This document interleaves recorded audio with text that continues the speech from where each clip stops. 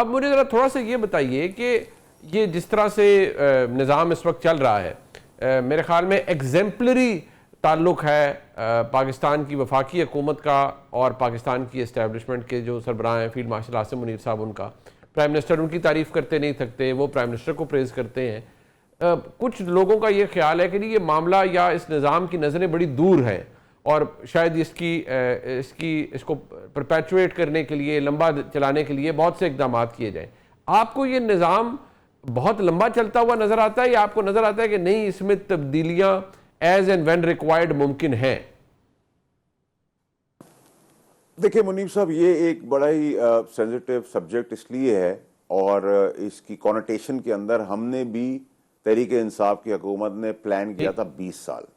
ये वो मुल्क है जिसमें आप अगले 20 मिनट भी कोई चीज़ प्रिडिक्ट नहीं कर सकते। ये तो अपने दिमाग में बड़ा क्लैरिटी के साथ रखें, ठीक है। So man proposes, God disposes. बहुत सारी चीज़ें इंसान सोचता है, अल्लाह ताला अपने हिसाब से चीज़ें चलाता है। फिर इसमें बहुत सारी और एस्पेक्ट्स भी हैं। सो यस, हम लॉन्ग टर्म ही देख रहे हैं, हम एक्सपेक्ट भी कर रहे हैं और एक बड़ी अच्छी इक्वेशन है between the prime minister and the field marshal. और अगर प्राइम मिनिस्टर ने, इस बार के प्राइम मिनिस्टर ने अक्लमंदी की है कि अगर वो एक टीम प्लेयर को टीम हेड करने दे रहे हैं और उसके नताइज पाकिस्तान को ज़बरदस्त किस्म के मिल रहे हैं, तो वो वाला सिचुएशन नहीं कि मैं काम ना आता है ना करने दूंगा।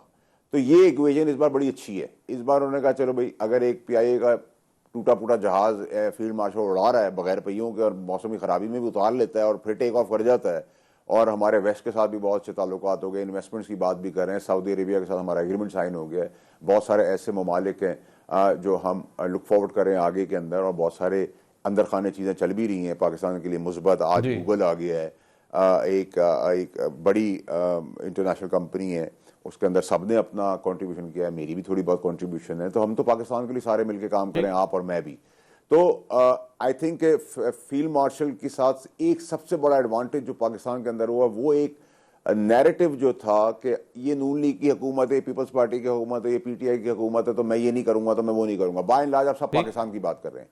अब पाकिस्तान के लिए जिसने जो थोड़ा बहुत कंट्रीब्यूट करना है वो कर देता है। तो I think it's a good equation. We hope कि इक्वेशन चले, लेकिन आपको पता है कि दुनिया के अंदर स्पॉयलर्स भी बहुत सारे होते हैं, न्यूसेंस क्रिएटर भी बहुत सारे होते हैं, ओवर एम्बिशियस भी बहुत सारे लोग होते हैं, इनकॉम्पिटेंट लोग बहुत सारे होते हैं, चुगलीखोर भी बहुत सारे लोग होते हैं। So nothing is permanent in this democratic system. अच्छा, I think that explains it all कि वल्नरेबिलिटीज भी हैं, इश्यूज भी हैं, और प्लानिंग हज़ारों साल की भी हो सकती है, और everything can fall apart in just seconds. ये तो खैर हमारे मुल्क की तारीख भी है। अच्छा, मुझे वाडा साहब मुझे ये बताएं कि यहाँ एक कोशिश कुछ आपके, क्योंकि आप तहरीक इंसाफ का हिस्सा रहे हैं, कुछ आपके फॉर्मर कोलीग्स कोशिश कर रहे हैं बड़ी एक्टिवली कि खान साहब की और बुशरा बीबी साहिबा की रिहाई करवाई जाए, जी हुकूमत से बात करें और सियासी जमातों से बात करें और किसी तरह मामलात को बेहतर करके हो सके। क्या आप समझते हैं ये जितने भी दोस्त कोशिश कर रहे हैं, आपके साबिक आपके कोलीग्स, इनके पास मैंडेट है from either side to play their part और टू डू समथिंग? मुनीब साहब, मेरे सारे कुलीग्स हैं। कौन से कुलीग्स हैं जो साइड पे थे, अब अचानक से जीरक सियासतदान की तीमारदारी के लिए गए, हम उनकी बात कर रहे हैं, या आप KP की हुकूमत की बात कर रहे हैं? कौन से कॉलीग? मैं नाम ले लेता हूँ, मैं फवाद चौधरी साहब, इमरान इस्माइल साहब, महमूद मौलवी साहब, इनकी बात कर रहा हूँ। देखिए मुनीब साहब, ये सारे जो थे वो PTI का एक भरपूर हिस्सा थे और बहुत अच्छी काबिलियत से इन्होंने अपनी अपनी कंट्रीब्यूशन की, जिस वक्त मैं भी इनके साथ था। लेकिन ये जो फार्मूला है, ये फार्मूला बहुत ही पुराना और पिटा हुआ फार्मूला है, और इसमें मुझे कोई दमखम नज़र नहीं आता। इस पर बड़ी क्लैरिटी होनी चाहिए कि PTI ही इमरान खान है और इमरान खान ही PTI हैं।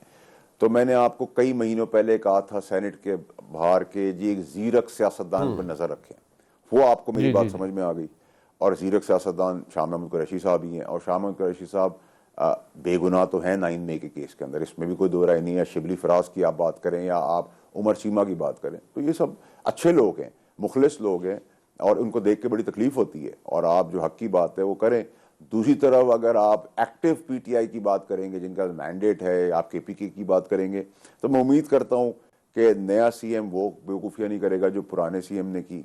और मैंने आप ही के प्रोग्राम में कहा था कि इमरान खान साहब ही गंडापुर को हटाएंगे, और वैसा ही हुआ। तो दूरअंदेशी के तहत अगर आप फिर भी वो चढ़ाई वाली बात करेंगे या उस किस्म की सियासत, धोस दबदबे, बदमाशी, गुंडागर्दी, पुलिस, इक्विपमेंट, बुलडोजर लेके आप चढ़ाई करने आएंगे, तो उसके अंदर मैं तो लगी लिपटी बात मुनीब साहब नहीं कर सकता। मैं वो डेमोक्रेटिक आदमी नहीं, मैं तो सीधा आपको बता रहा हूँ कि फिर फेंटा भी होगा और एक प्रेसिडेंट सेट हो गया है कि जी अगर आप चढ़ाई करेंगे, कानून को हाथ में रहेंगे, रिट को क्वेश्चन करेंगे, तो टीएलपी की तरह आप बैनिंग की तरफ भी जा सकते हैं। तो banning is also an option, फेंटा is definitely there, governor raj can be one of the option for government to exercise, but रिट किसी तरह भी अब रियासत की कॉम्प्रोमाइज नहीं होगी। देयर इज नो वे कि इसकी ब्लैकमेलिंग होगी, और मैं समझता हूं कि वो मुश्किल इमरान खान साहब के लिए भी ज्यादा तकलीफों का बायस बन जाएगा। आगे केसेस हैं, केसेस के उसकी नौयत के तहत उसके नताइज हैं, फिर आइसोलेशन हो जाती है, तो बहुत सारी आपने मुल्क के अंदर देखी, हाथी निकल जाता है, धूम फंस जाती है, फांसी के तख्ते पे भी हमने चढ़ते हुए देखा है प्राइम मिनिस्टर को, हमने जेल से प्रेजेंसी में भी जाते हुए चीज़ें देखी हैं, हमने एग्जाइल्स से लोगों को आते हुए भी देखा है।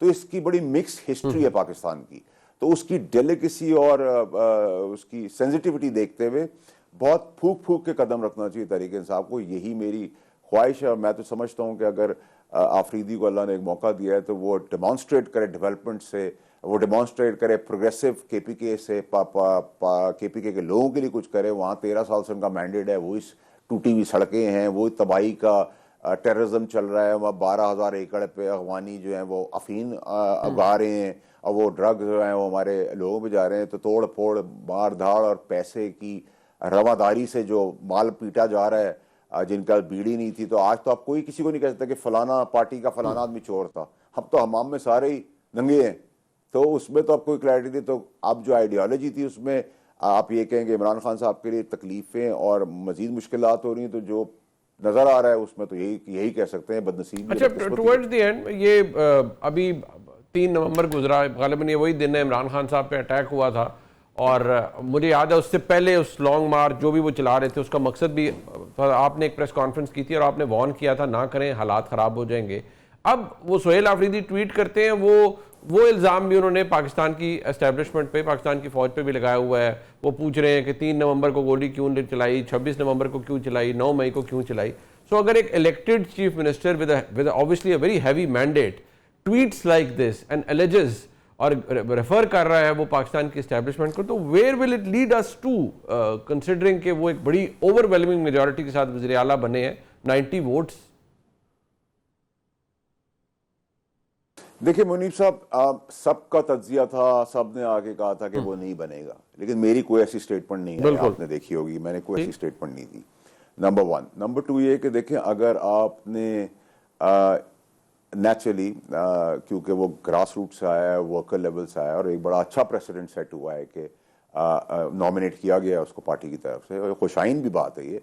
लेकिन अगर आप फायर फाइटिंग के अंदर शाह से ज़्यादा शाह की वफादारी और इमरान इश्क इमरान में मरने मारने की बातें करेंगे, तो फिर तैयारी पकड़ लें, फिर तो हम कुछ नहीं कर सकते ना, फिर तो तैयारी है, okay we wait, will welcome you, come, फिर तो यही सीधा सीधा जवाब है, एंड यू नो।